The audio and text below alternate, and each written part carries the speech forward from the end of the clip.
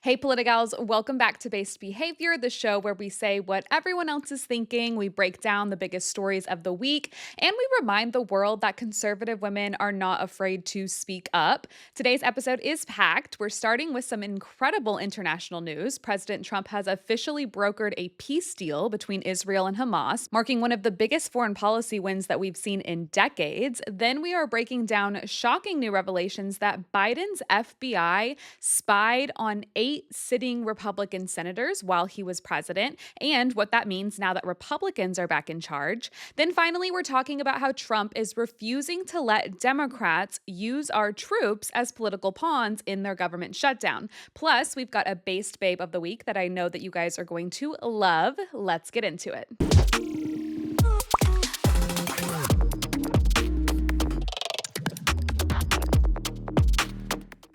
All right, Politicals, the first story that we're discussing today is one of those moments that reminds you exactly why leadership matters. Because while most politicians talk about peace, President Trump actually went out and made it happen. It is official. Israel and Hamas have agreed to the first phase of a peace deal, one negotiated and announced by President Trump himself. And this isn't some watered down photo op peace summit, okay? This is real progress, the kind of breakthrough that everyone said was impossible. So here's what happened. Last month, Trump rolled out a 20-point plan to finally end the war in Gaza. Most of the media ignored it. They called it unrealistic. They said that it would never happen. Well, fast forward a few weeks, and both sides just signed on to phase one of that plan. The deal includes an immediate ceasefire to stop the bloodshed, the release of all living hostages held by Hamas, a withdrawal of Israeli troops from certain areas of Gaza, and new agreements for humanitarian access so that aid can get to the civilians who need it.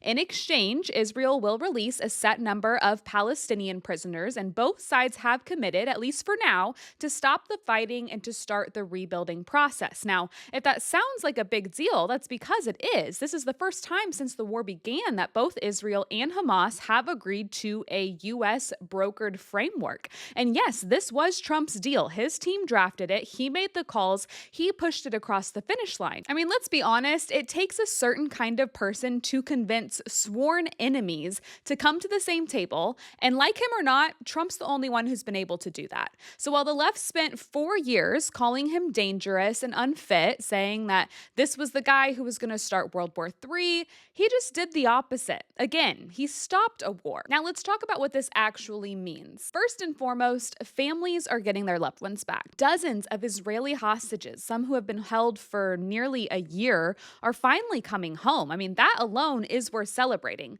Second, this deal brings a much needed pause to the violence.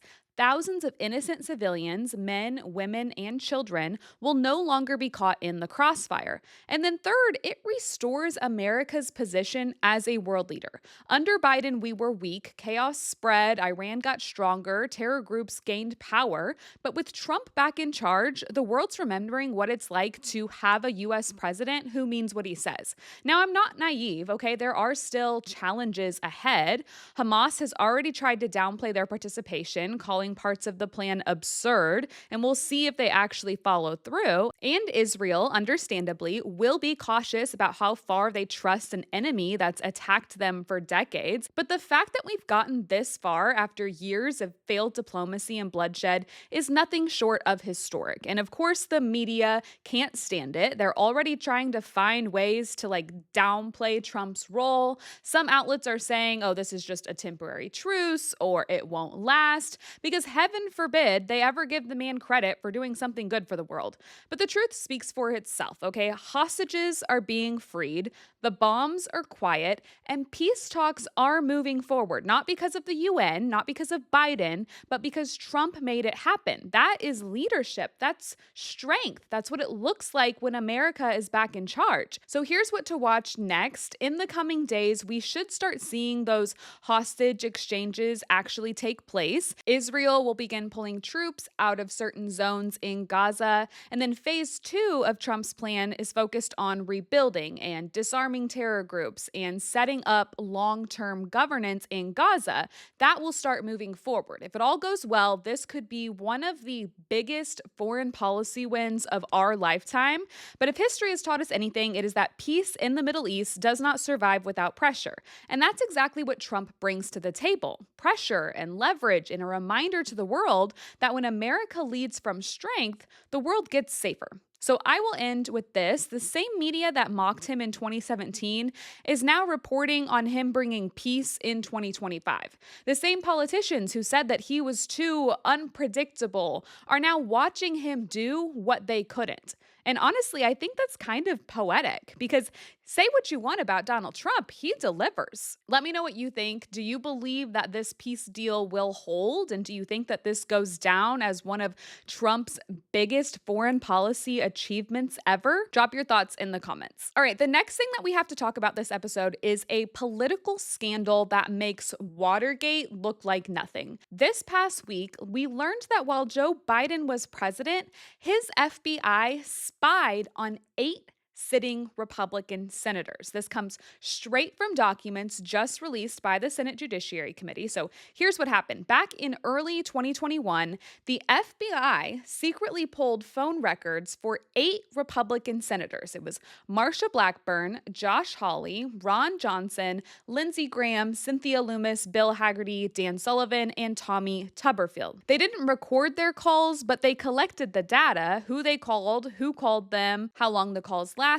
and where those calls happened. Think of it like a digital map of their private conversations. Now, the FBI says that it was part of an investigation, but let's be real, these were elected senators, people who represent millions of Americans, and the Biden administration's FBI thought it was okay to quietly track their calls without telling anyone. I mean, let's call this what it is. That is political surveillance. You're telling me that the same FBI that ignored Hunter Biden's laptop and then labeled parents at school board meetings as domestic threats decided that Republican senators were the ones who needed to be watched? Give me a break. This wasn't about public safety. It was about control. And now that Trump is back in the White House, his team started digging through the mess. And that's how this came out. The Judiciary Committee got the documents, Grassley made them public, and it's ugly. Here's why you should be pissed. Because this is what happens when the people in power stop being afraid of consequences. They don't even hide it anymore. They just assume that nobody will ever hold them accountable. The FBI says, oh, it wasn't a wiretap, it was just metadata. Sorry, that's still spying, plain and simple. This goes beyond politics. This is the executive branch of government spying on the legislative branch, the very people who are supposed to check the president's power. That's not just overreach, that's a constitutional crisis. And here's the thing, if they'll do this to senators, what do you think they'll do to the rest of us? They already worked with big tech to silence conservatives online. They already arrested pro-life activists for praying outside of clinics. They've already treated parents like criminals for speaking up at school board meetings. So yeah, it's not hard to imagine them watching your phone records next. Now, because of these new revelations, several agents tied to this operation have reportedly been fired, and the FBI's internal unit that handled this surveillance has been shut down. But don't let that fool you into thinking it's fixed. Bureaucrats get shuffled around all the time. Accountability means naming who approved it, and that includes anyone in Biden's DOJ who signed off on targeting senators from the other party. So what can we expect to happen next? Well, expect hearings, expect subpoenas, expect a massive political fight, because this isn't going away. Grassley and others on the Judiciary Committee want every single person involved in this exposed. But here's the bigger question: will anyone actually be held accountable? Because if this gets brushed off like everything else from the Biden years, then we've officially normalized government spying on political opponents. And if we let that slide, the country we grew up in, the one built on checks and balances and basic freedom, doesn't exist anymore. So I want to hear from you. Should Biden-era officials face criminal charges on authorizing this surveillance. I mean, this was the Biden administration's FBI spying on sitting Republican senators. And the only reason we know about it now is because Republicans are finally back in charge, shedding the light on the Democrats' wrongdoings. For the last big story of today's episode, let's talk about what real leadership looks like. While Democrats in Congress are busy playing political games and dragging the country through another government shutdown, President Trump just made one thing very clear: our troops will get paid no matter what. Here's what's going on. Because of the Democrats' refusal to pass a funding bill, the federal government is in what's called a partial shutdown. That means that a bunch of the government agencies are closed, federal workers are furloughed, and if nothing changes, members of our military, the men and women risking their lives to protect this country, could miss their next paycheck. And Trump said, absolutely not. He told the Pentagon to use every available dollar to make sure that our troops are paid on time, even if the rest of Washington can't get its act together. In his words, we're not going to let Democrats hold our military hostage. Because here's the thing, every time there's a government shutdown, you know who always gets hurt first? It's not the politicians, it's not the bureaucrats, not the people who created the mess. It's the troops, the families, the people who can't just clock out and walk away. But this time, Trump said no. He said, not on my watch. He is directing his administration to pull from unobligated funds, basically leftover budget money, to make sure that every soldier, sailor, airman, Marine gets their paycheck on October 15th. And that's huge because think about this. These men and women deployed overseas, standing guard on our military bases, training, sacrificing time with their families. The Democrats were fine letting them go unpaid just to make a political point. That's not compassion, that's cruelty, and Trump isn't having it. He is reminding everyone that the commander-in-chief's first job is to protect those who protect us. Now, of course, the media is already spinning it. They're calling it a workaround. They're questioning whether it's legal. They're trying to make it sound like Trump is doing something shady. But you know what? Nobody questioned legality when Biden spent billions on student debt forgiveness and the Supreme Court struck that down. Nobody asked about authorization when Democrats poured hundreds of millions into foreign aid and gender study programs in Pakistan. But the second that Trump does something that actually helps Americans, suddenly they care about process. Give me a break. This isn't political, it's moral. Trump saw a problem and he fixed it fast because when you're a leader, you don't sit around waiting for permission to do the right thing, you act. And you know what this really exposes? It exposes the Democrats' priorities. Because while they cry about fairness and equity, they were willing to let the men and women who defend this country go unpaid just to make Republicans look bad. Meanwhile, Trump stepped in, made sure that the military is taken care of, and left the left scrambling for a response. That's the difference between talk and action. And honestly, this whole thing says a lot about the political culture in Washington right now because we have people in Congress who are more concerned about their next headline than about the soldiers who keep this country safe. They'll waste time arguing over pronouns in the military, but won't lift a finger to make sure our troops' bills get paid. So yes, I am celebrating this move, and you should too. Now, will it fix the whole shutdown? No. Will it magically fund every agency? Of course not. But it will make sure that the people who deserve to be prioritized most, the ones putting their lives on the line, don't get caught in the middle of Washington's dysfunction. And that matters. It also puts pressure back where it belongs on the Democrats because they know that they can't use the military as leverage anymore. Trump just took that weapon out of their hands. And now they'll have to explain to voters why they were willing to let troops go unpaid while still trying to pay for healthcare for illegal immigrants.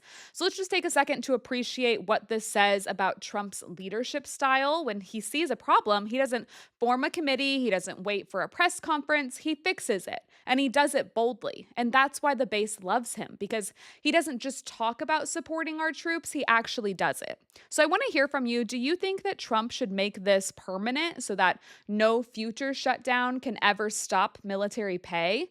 Because if this week proved anything, it's that Trump is still the leader who gets things done. And once again, he did it without the left's permission. Before we wrap up, I have to announce our Based Babe of the Week, or should I say babes? This week we are celebrating a dynamic duo who is bringing much needed conservative content to the internet in the form of a new pop culture and lifestyle podcast. This week's Based Babes are Jamie Franklin and Cameron Kinsey. They are the hosts of a brand new podcast called Sincerely American from The Conservator. Now, both of these ladies worked for Trump in his first administration, and now they are bringing us a new podcast that talks about relationships and fashion and pop culture and everything in between from a conservative perspective. Obviously, on our show, Based Behavior, we mainly discuss politics and current events, since that's my bread and butter. But I am so excited about the Sincerely American podcast as a conservative woman myself who loves beauty and fashion and pop culture news. And I think it's going to be a great alternative to the liberal-leaning podcasts for women like Call Her Daddy and Tinks. So thank you, Jamie and Cameron, for giving conservative women what we have been begging for years. You are our Based Babes of the Week. Thank you so much for tuning in to another episode of Based Behavior. Every single week, this show grows because of you, the listeners who share it and comment on it and refuse to let conservative women be silenced. If you are watching on YouTube, don't forget to give this video a thumbs up, leave a comment with one of your thoughts on today's stories, and then most importantly, make sure that you are subscribed so that you do not miss next week's episode. If you are listening on Spotify or Apple Podcasts, go ahead and hit that follow button and leave a 5-star review. It only takes a few seconds, but it really does help conservative women find this show and join our movement. And if you love today's episode, make sure that you follow Based Behavior on Instagram and TikTok for daily clips, hot takes, and updates between episodes. I'm Erica Choinka from Politics for Her, and I will see you next week for more Based Behavior.